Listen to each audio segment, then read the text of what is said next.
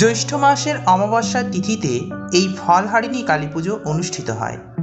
মোক্ষ ফল প্রাপ্তির জন্য এই অমাবস্যার বিশেষ মাহাত্ম্য আছে। দক্ষিণেশ্বর থেকে কালীঘাট তারাপীঠে ফলহারিণী কালী পুজো করা হয়। অনেক গৃহস্থ বাড়িতেও এই পুজো হয়ে থাকে। ফলহারিণী কালী পুজোর মাহাত্ম্য কি সেটা জানতে হলে ভিডিওটা কোনো রকম স্কিপ না করে সম্পূর্ণরূপে দেখুন। এই দিন মাকে বিভিন্ন মরশুমি ফল দিয়ে পুজো করা হয়। জ্যৈষ্ঠ মাসে আম, জাম, লিচু, কাঁঠালের মতো নানা রকম মরশুমি ফল পাওয়া যায়। এই দিন মনস্কামনা পূর্ণ করতে মা কালীকে ফল নিবেদন করেন ভক্তরা। বলা হয়, মানত করা এই ফল ইচ্ছে পূরণ না হওয়া পর্যন্ত খাওয়া নিষেধ। ইচ্ছে পূরণের পর সেই বিশেষ ফলটি গঙ্গায় ভাসিয়ে পুজোর আয়োজনের পরামর্শ দেন প্রাজ্ঞরা।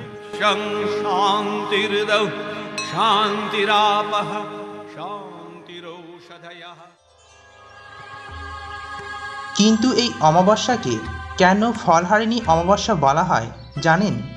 জেনে নিন এই দিনটির মাহাত্ম্য। বলা হয়, জীবকে তিনি যা দেন তা তাদের কর্মফল অনুসারেই দেন। মা তারার বিশেষ রূপ নাকি ফলহারিণী দেবী। এই তিথিতে দেবী পুজোর আরাধনায় অশুভ কর্মফলের বিনাশ হয়, বদলে শুভ ফল প্রাপ্ত হয় মানুষজন। তাই এই অমাবস্যার তিথিতে দেবী কালী পূজিতা হন ফলহারিণী কালী রূপে।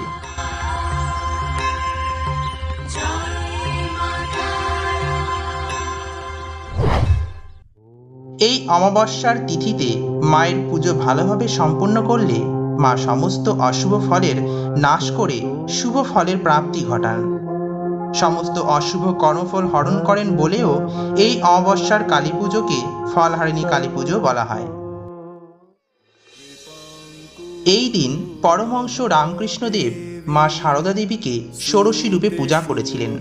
তাই রামকৃষ্ণ মঠ ও আশ্রমে এই ফলহারিণী কালী পুজো ষোড়শী পুজো নামে পরিচিত।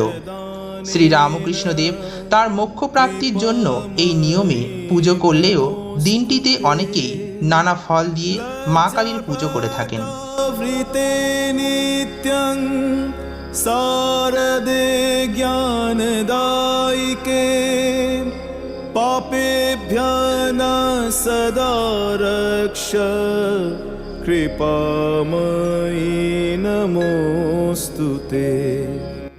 ফল এখানে প্রতীক, তা আসলে সাধকের কর্মরূপ ফল। দেবীর চরণে এদিন ভক্ত তার জীবনের সমস্ত কর্মফল নিবেদন করেন। পুজোর সময় অবশ্যই একটি তেলের প্রদীপ জ্বালাতে ভুলবেন না।